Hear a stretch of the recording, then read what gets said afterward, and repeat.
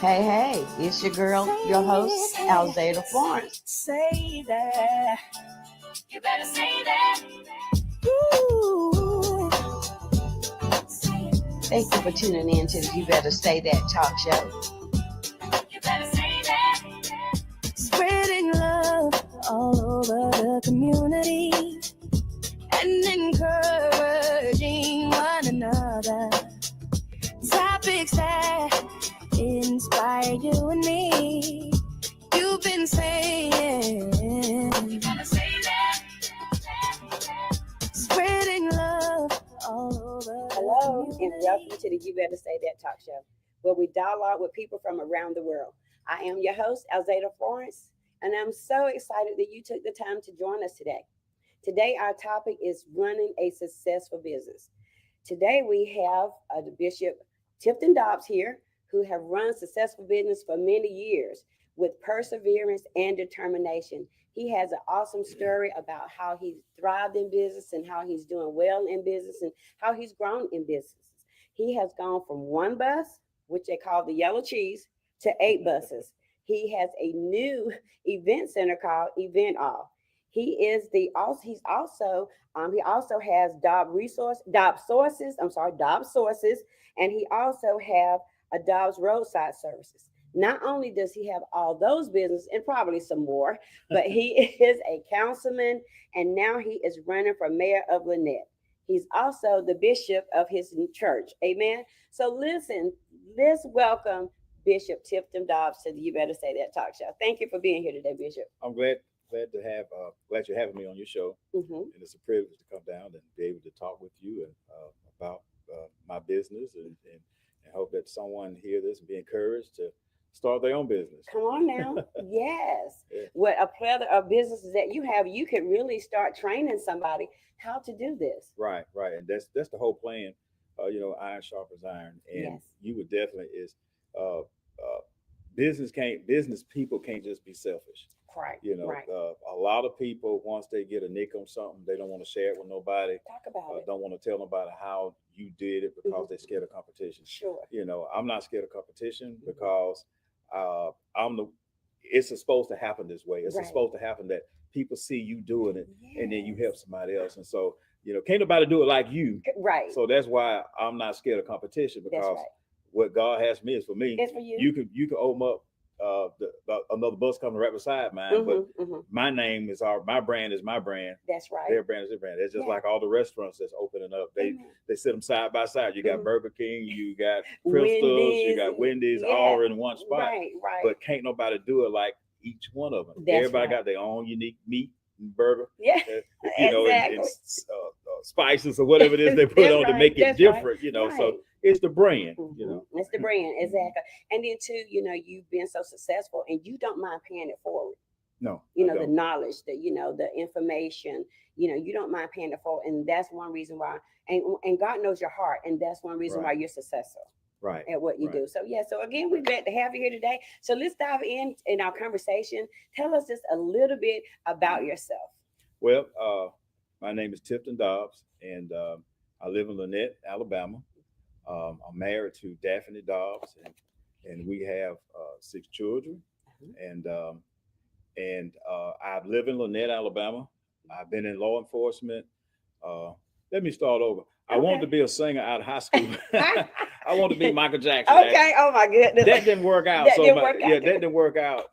And so after that, I said I was going to become a cop. That's right. And so I dropped out of school in the 12th grade, and I went to work for Signal Mill. Okay. And I tried to go back to school, and then I rather stay working because the school and me doing my work, it just clashed, and I needed to work because I had got my high school sweetheart pregnant, and so I had to go to work. Right. And so I worked at a college, and I was out there picking up trash one day. Right. And I saw all the kids that I went to school with going to class. Right. But here I am working, and I was picking up trash. I had a stick with a nail on the end of it. And so that day, oh my goodness, I said, I need to get my life together. Oh wow. I quit the job, and I went to Clarkston University and got my GED. Wow. And then after that, after the Michael Jackson thing didn't work, I said I want to be a police officer. I was just always mhm. fascinated with Right. the blue lights and the Okay. badge Yeah. and the Yeah. gun and everything. I mean, Yeah. I just thought the And world the of police officer. prestige and all that. Right. And yeah. And Yeah. so I went to Columbus College, Mhm. and during that time, it was hard for blacks to to get jobs, Sure. especially from some areas that Mhm. Yeah. you growed up in. I was growing up in kind of like the worst side of town on the Grove Street, and Right. so Mhm. I Mhm. just kept getting turned down, and so This was after you became a cop? no, just Just before. before. Okay. Just trying to get a normal job working. Well, actually, I was trying to get hired with the police force, Mhm. and they kept turning me down because of who I am and where I come Yeah. from and all that kind Yeah. of stuff. Yeah. And so you had to have your stuff in order back then if you was of color and wanted to do something like that. And Sure. so Sure. I actually went to pay and went to Columbus College myself and got certified. Mhm. And once I got certified, I went back to the police department in LaGrange. I went in there with my certificate. I said, "Here I am, baby. Signed, sealed, delivered. I'm yours." So Take me as I am. they hired me right then and there. Awesome. And I so love that's it. when I started my police career. Mhm. And then I moved to Lynette in '96. Okay. I started working in '93. I moved to Lynette. I left LaGrange Police Department, came there in '96 with Gene Jones, which is the sheriff of Troup County. Right. And I just stayed here and married my wife, loved my life, and we had a family. Yeah. We got a family together, Yeah. and so we bought our house here and everything. So Lynette is my home, and Alabama's my home. Awesome. Well, awesome. That's awesome. So how many years were you in law enforcement? I remember you were A total in of there. 19 years. 19 years. That's a long time. So when did you retire from there? 2010. Okay, awesome. Yeah. So, but not only were you a police officer, and how in the world did you get into the ministry? I know you've always been in church and around church and the gospel, and for a very long time. But how did your journey into ministry get started? Ministry basically started like the Michael Jackson thing didn't work. Right. So, well, we know that ain't a God calling for you.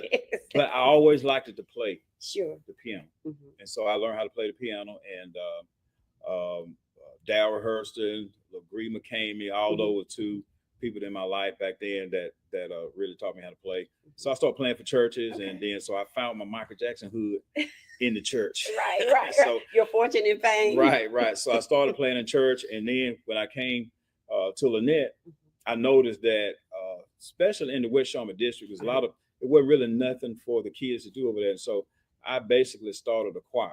Wow. And a community choir? A community choir. Okay. It was like over 100 voices.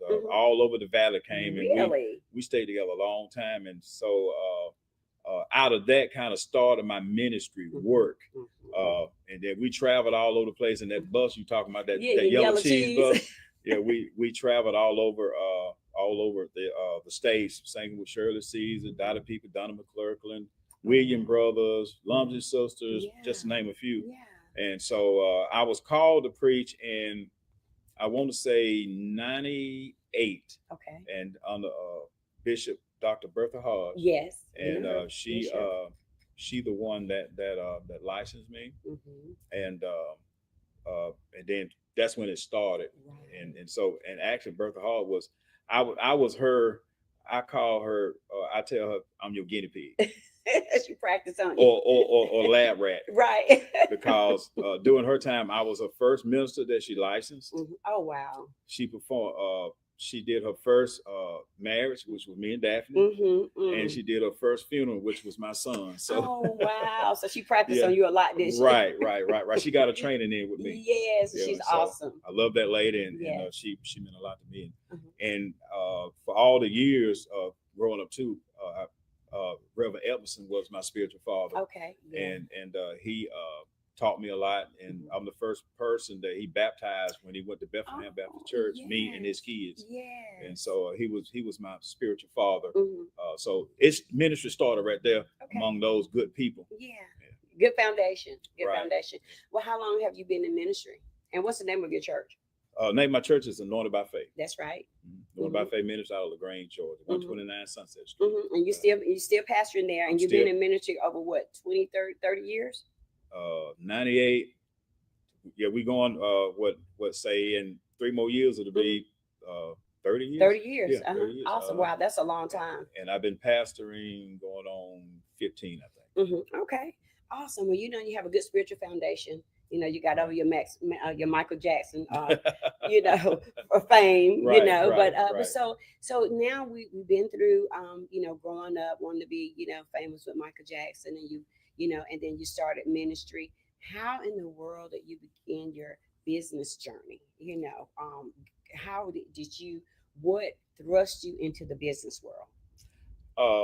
I always wanted to be just a little bit of money always just didn't satisfy me. Mm-hmm. So I always, even when I was a cop, you wanted more than enough. Right. I mean, I'm always, well, ever since I was a little boy, yeah.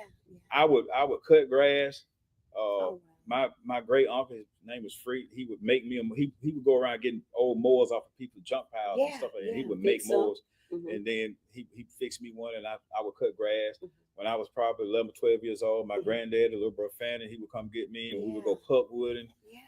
When I was growing up in the country, in a sharecropper's farmhouse, I mean, literally was a barn. Yeah, you told me.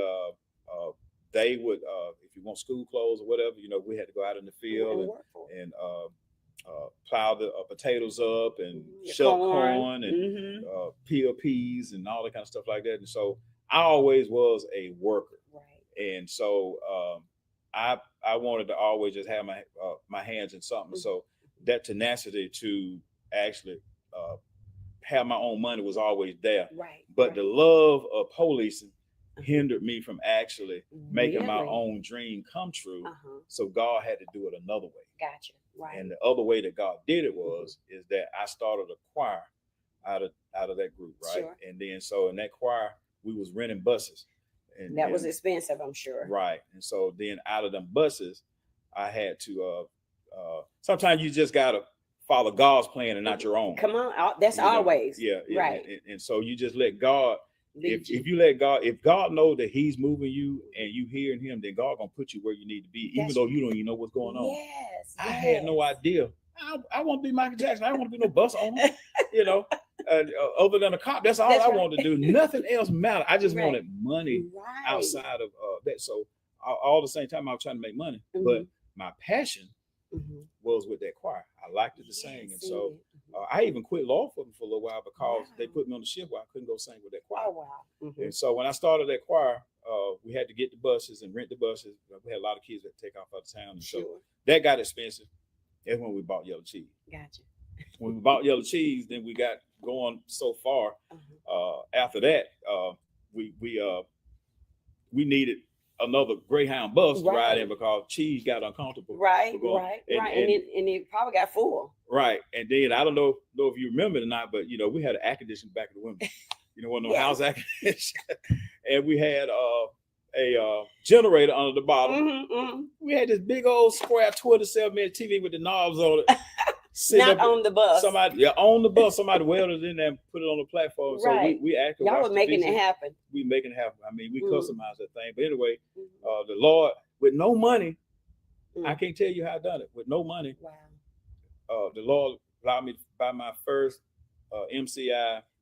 But it was 1972 MCI Challenger. It was, and it had stick shift. So the Lord allowed us to buy that bus, and then so that bus, people started saying, well, he went to school, but people want to go to Six Flags, this, that. So when I got the big bus, people, and I had moved to Camp Hill at that time because I was chief police. Sure.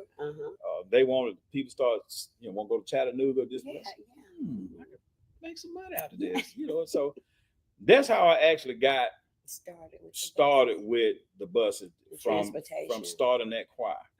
It, on down, when you ask me some more questions, I'm gonna get to the part of where how you can't look for a business to make money. You gotta allow your passion to put you in position to make money. Wow, that's good. Because if you start something based off of money and you have no passion, it's gonna fold anyway. It's gonna fold because you're doing it for the money. Right. But when God knows you got passion for something, come on now, He's gonna keep that passion going, and then He gonna reward you through the passion of it. That's right. And that's why so many preachers and pastors fail and grow a ministry because they think money in it. That's right. Yes. But if you go off of passion, if you go off of passion, for ministry, Mm-hmm. then money gonna be in ministry for you. That's right. Because God wants you to. But when he realized you here for the money, Mm-hmm. and the passion ain't there, then your church ain't gonna survive because That's God right. know you here for the wrong reason. There's That's some hurting people out there. Come on now, that need help. That need Jesus, help, right? and not for you preaching just to get a check. That's right. You Come know, on so now. I haven't got Preach paid it. You in my better say church that. in probably about 6 or 7 years. Mm. Haven't collected a dime from me. Right, right. And so because my passion is there, God allowed my money to come through other sources That's because right. my passion to having my business now ain't about money. Mm-hmm. I love it. That's right. I love the passion of it. Yes. And that's why I'm successful, is because I put my passion first. We're going to take a quick commercial break and we'll be right back with you. My name is Bishop Tifton Dobbs. I am a candidate for the mayor of the city of Lynette. I currently serve right now in the District 5 council seat. I've been there for 5 years, and now I've done great things. There's still much more to do in District 5. I appreciate the people that voted for me, that came out in their wheelchairs and their walkers in August of 2020. I just want to thank you for that. But now I feel like there's another calling on my life that I could better serve you as mayor with this coming election in August of 26. I have a great platform. My first step would be is to do a governance with the mayor and council. We got to build a team. After we build a team, then we need to hire us a city manager. After we hire a city manager, then we're going to work on our economic development, our infrastructure. We're going to work on our recreation, more choices in recreation. We're going to work on our low-income housing. We need to bring more low-income housing because if more people move here, that's going to help out our economy. We're just going to do some great things with green space. As a part of our economic development, we're going to bring in Main Street. Main Street would be definitely an asset for Lynette due to the fact that we're already, we have the Chamber of Commerce, but we feel like with the Chamber of Commerce and Main Street, Chamber of Commerce can't offer us the grants that Main Street can. So with a partnership between Chamber of Commerce and Main Street, we feel like that would be the best for Lynette, is to have Main Street, because Alabama gave out millions of dollars for Main Street for towns like ours that have downtown areas that need to be revitalized. We have businesses down there. The people that own those businesses can benefit from us having Main Street in our field. And so that would be great for us. We're going to open up Lynette, and we're going to be great for the community if you vote for me, Tifton Dobbs, on August 26th as your mayor. Thank you. Hey, we're back from our commercial break, and we're going to continue this dynamic conversation with Bishop Tifton Dobbs. When you think about where you started and where you are now, you've come a mighty long way. Right. And then the Bible tells us that He gives us power to gain wealth. Right. And so that power goes along with that passion. Right. And so that's why you're successful. Then you have the Dobbs Transportation, you have the event center. I think that's your new baby, Mm-hmm. right?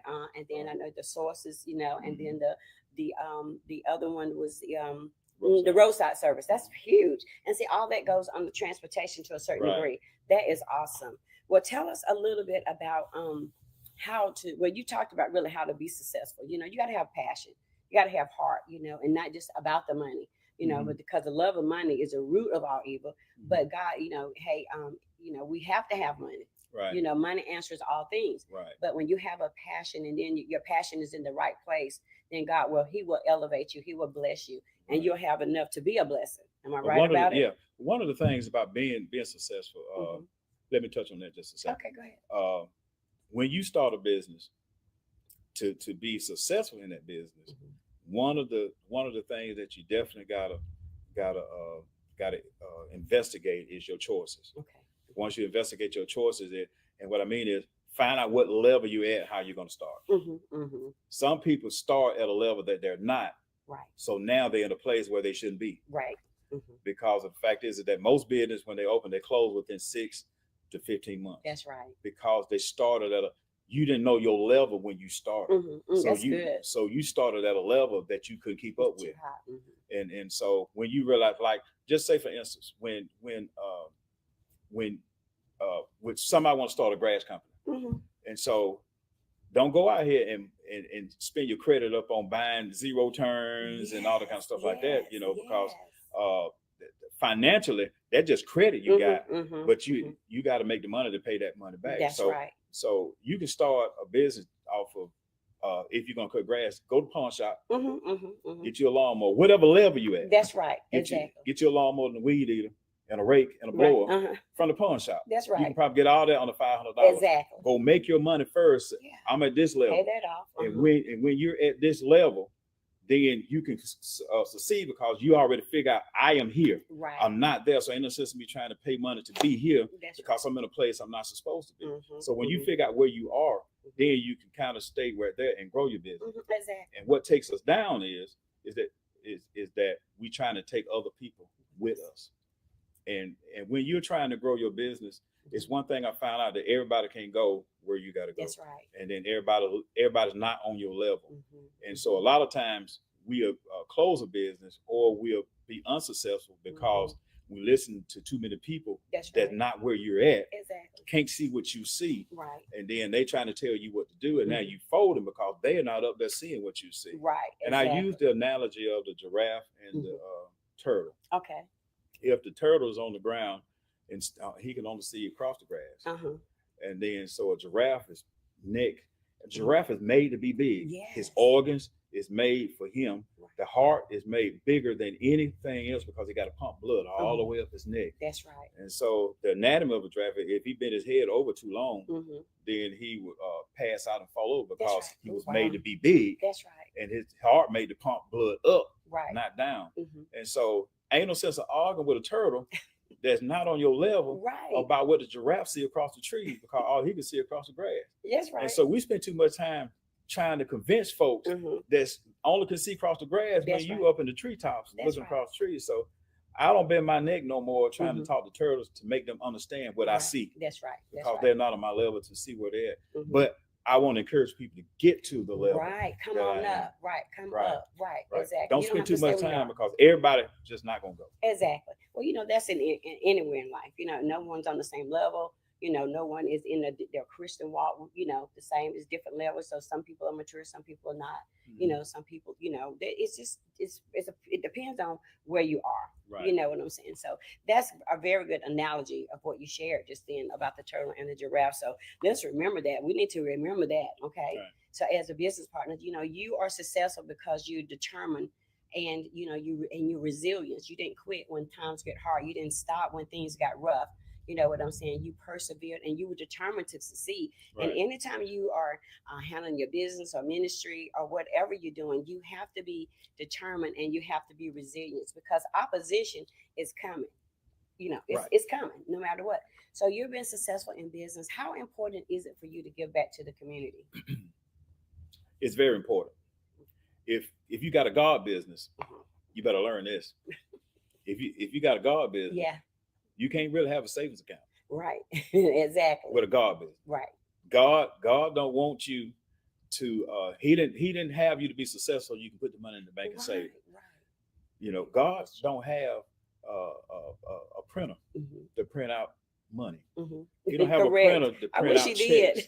He don't have a printer, but he got people. Yes. That got that. And so if God told Abraham, he said, I'll bless you to be able to bless others. Right. And so I don't worry about saving money. I don't worry about giving money, but I'm gonna plant it in good ground. You better believe that. Okay, now that's the key right there. Just because you messed up your money on the weekend, don't call me. Because I'm not here to you didn't plant in good ground. So right.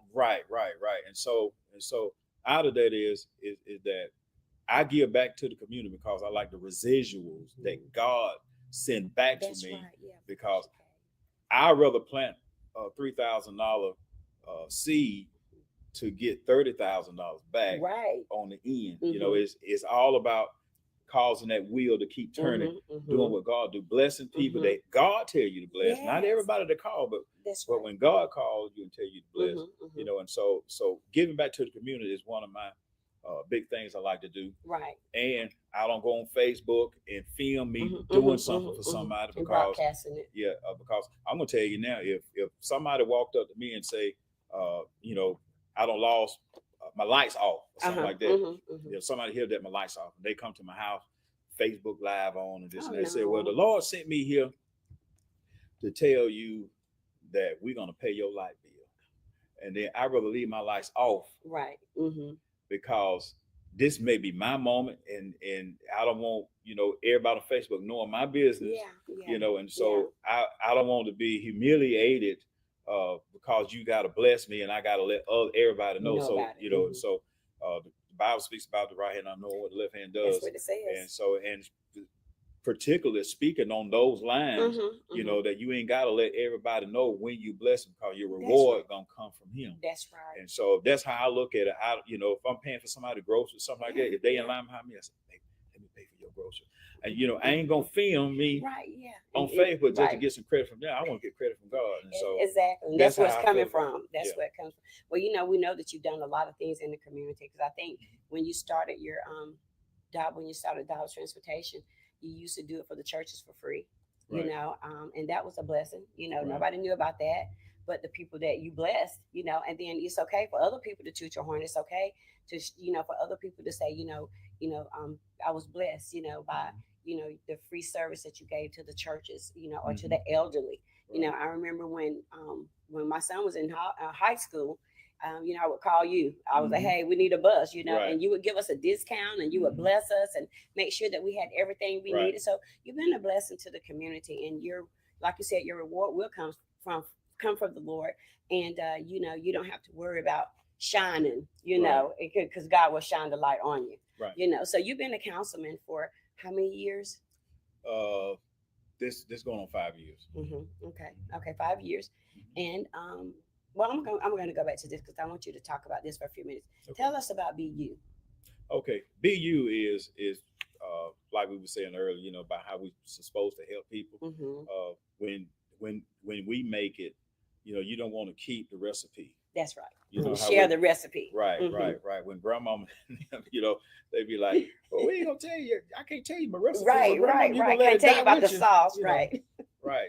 So we can't let the recipe die with us. Right. If somebody make it, we're obligated to help others make it. Right. And I started with thought about that, and I wanted to make sure that I definitely try to help, because I done it, and from where I came, people just won't believe it. Because if I show them a picture about that, it's not you. Right. That picture came off Roots, and I was like, no. When I read about your story, I was like, oh my God, this is what the Lord can do. Right. And so BU is it's called Black Entrepreneurship Enterprise. BU, do you? Right. In other words, encouraging you to start a business. Because in the Fortune 500 companies, and there ain't a whole lot of black seven figures, and billionaires, whatever, and so from coming up from slavery, we are making our trend in the world, and so I want to encourage other black people, and the forum name is BU, but white and black, teens, because they want to learn too. It's all about the economy. It's all about your community, humanity, and everybody have to put in their continuity to make the things work. Right. So, but on hindsight, I'm very more encouraged to make sure that black people start their own company, start working for themselves instead of making everybody else's dream come true. Yeah. Find a passion that you like doing, and then you make it come true to yourself. And it can happen if you got a plan and you formulate that plan and be taught right at the beginning, so you end up right. Right. And so that's why I started BU, to be able to encourage others to be able to start. That's a difference between starting a business. You start a business, but you grow into a company. Right. There's a difference between business and company. Companies, right. Business is more or less like a hobby or a gig or whatever it is. I got to go do this job today. But if you get sick, your business sick. If you catch a cold, your business catch a cold. That's right. If you in the hospital with cancer, your business got cancer. If you die today, your business died. But a company with a system, it will run on. So for about the last 4 or 5 years, I haven't had to run my company anymore, because I got a system in play where I make money whether I'm there or not. That's right. So now I know it's a company, and so that's what I want to try to get people to do is when you start your business, now let's get on the path to making it a company to where it won't die because you died. Oh, that's real good, and that's geared toward everyone. Right. That's just the name of it, but it's geared toward anyone. Anyone could come. Okay, that's awesome. This is fantastic. So listen, you're about to run for mayor of Lynette. Right. How did your decision come to run for mayor? My decision came to run for mayor. I'm on the council now, and as you see, about the last 4 years, we just really haven't did a whole lot uh, in the community as a group, as a body. We handle what came across our desk. That's right. And but thinking outside the box, when we see this trend of revenue decline, when we see a fall in revenue and businesses not coming or skipping over us, Yeah. Yes.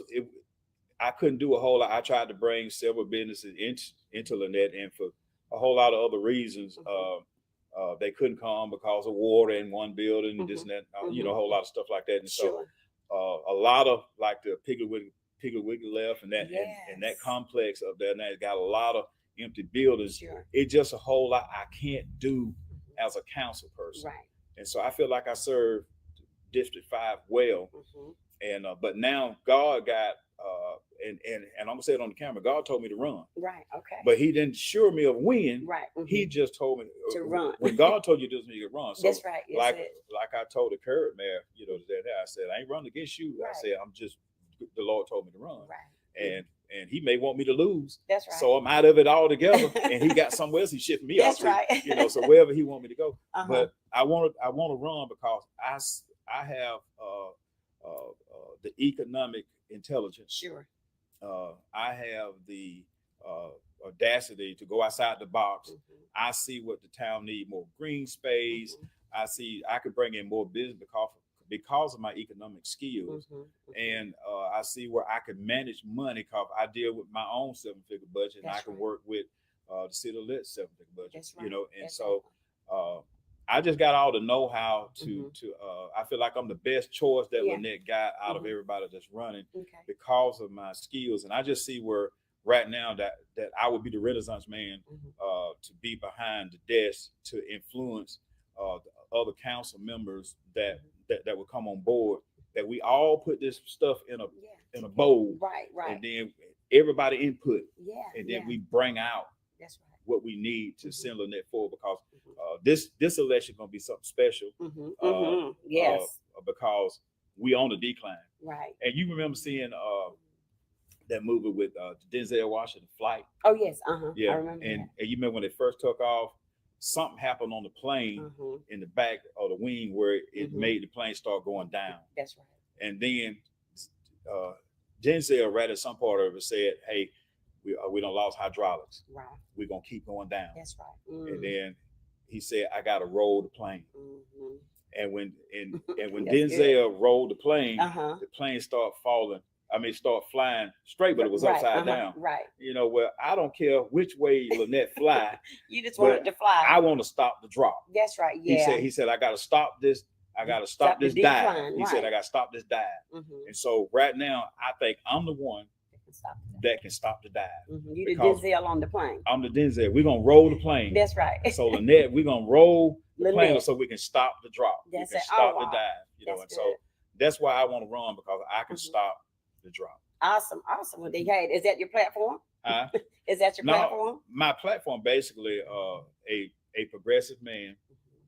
For a progressive Lynette, you got to make a progressive choice. Okay. And so I'm just using progressive, that we need somebody to go in progressively and take over the city and stop this drop and stop business flying over our head. Yes. We're going to put together. Passing you by. Right. Yeah, and staying stagnated, because Lynette needs to grow. Right.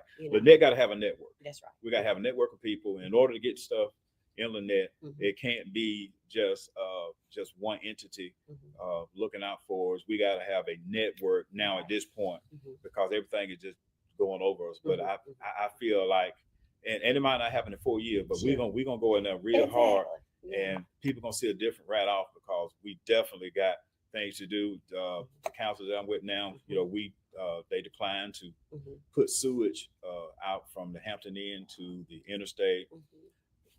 Declined to allow one of the businesses that want to come up, Papa's Q and Stew. Declined that, and so all that was revenue based opportunities to where we could actually have gotten sewage out to the residents out there near Knopf and Mhm, in that mhm, area and all the way up mhm. to the interstate. That's where we're gonna grow at. Okay. And so we got to put it out there in order for us. So that's why I wanted to be mayor Okay. to stop the drought.